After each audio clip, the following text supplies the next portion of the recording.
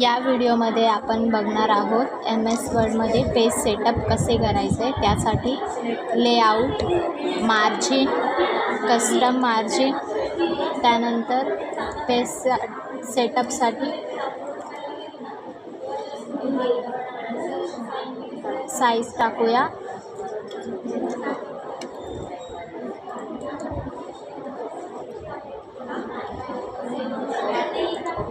लेफ्टला राईटला पण same.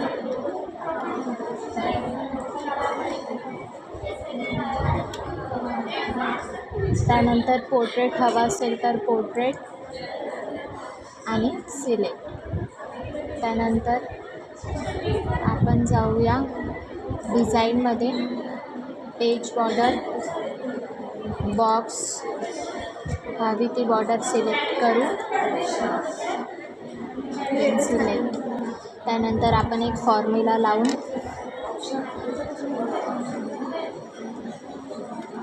Is equal two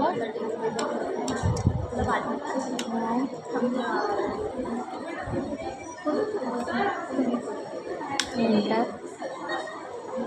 equal to enter.